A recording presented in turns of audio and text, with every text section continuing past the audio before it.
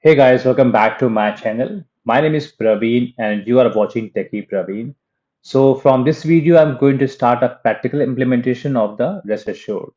So let's get started. So I'm using IntelliJ IDEA as a IDE. You are open to use any IDE as per your choice, as per your convenience. So I'm going to create a new project. So I'm going to give the name as rest assured demo, rest assured demo, and I need to choose quick start as an archetype. So basically, what is archetype and why we are using Maven archetype quick start? So basically, archetype is used to give up a basic construction, basic architecture of Java project.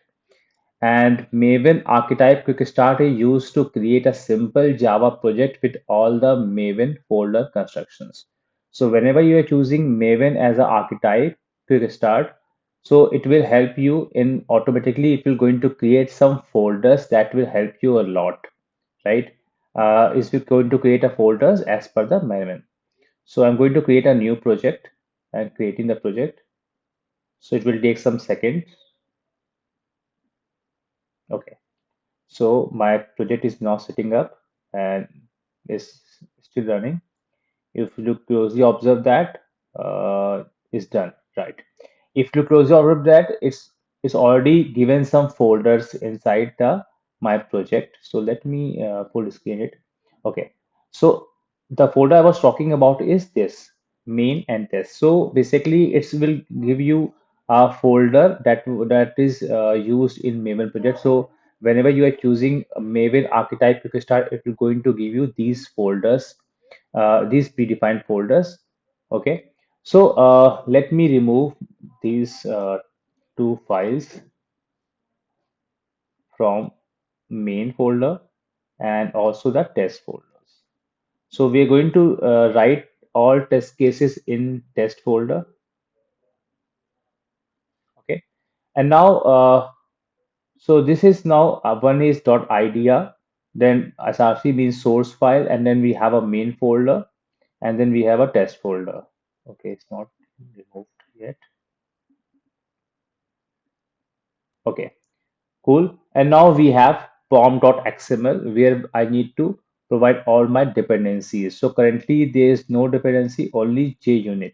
So let me open my Chrome and I'm searching for Maven repositories and searching for rest assured. Okay, so this will be rest assured. So you can use any version. I'm going to use the latest version. So in this series, I'm going to talk about rest assured with Java. If you're not comfortable with Java or you want some videos in Python, so you can let me know in the comment section. I will try to create a separate videos for Python. However, language is not a barrier. So if you're using Java, you can easily learn some syntax of Python and start using rest assured in Python or C Sharp or any language as per your requirement. So language is not a barrier. If you know one language, you can easily work on other language as well. Only some syntax are there, otherwise everything is same. So I have implemented the rest assured. So I'm going to write my test case first. So in test folder, I'm going to use my first class. Okay, so this is my class I've created, and I'm going to use main method here. So now I need some APIs. Okay, so for API, I'm going to use request.in. This is the sample website for practice of API. So it consists of a multiple APIs, have a get call, post call, put call, patch, delete call, and along with the responses. So you can easily hit these calls and check what are the response. Okay. So if I'm clicking on this, I will get the URL. So if you closely observe that this is a particular URL, this button, this get call have. So uh, see, this is the complete URL. So if I closely observe that, it consists of HTTP, HTTPS, and then we have a domain name, and then we have after question mark we have parameter page equals to 2.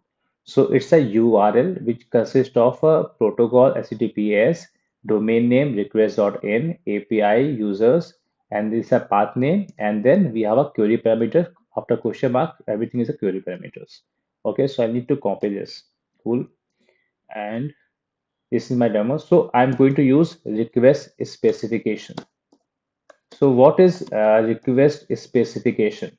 So request specification is an interface which is basically used to avoid the repetitions of work, and it will consist of all the SCTP information. So request specification dot I have initialized the request specification. Request specification equals to rest dot given, and now I'm going to use base UI. I have to provide the base URI. So I'm going to use it the complete URL as this is a sample video, so I'm going to use a complete URL. Otherwise, we're going to remove these because this is the main part of the URL, and then these are the parameters and query parameters. Okay, so I'm going to hit this. This is a get call. So I'm going to use request specification dot get dot body as a string. Okay, and I'm going to use response. Cool,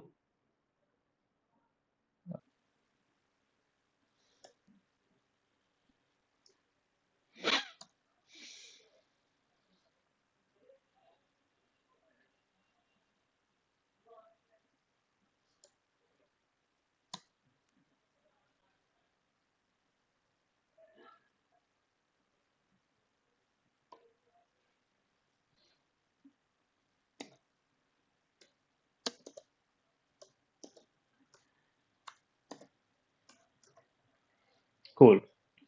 So this will be my method, and if I'm trying to print this response dot body as a string, and let me run this and check whether it's printing my complete response or not. Okay, got it. Now my complete response is there, right? If you closely observe that, I will get the I have got the my response. Okay, so this is the way you can hit the URI. In the next video, we're going to deep dive into how exactly things actually works in the industry and how to work in get call, post call, put call, and delete call in the next video. So I hope you like the video, and if you enjoy my series, please do subscribe to my channel and share it with your friends. Thank you. Thanks a lot.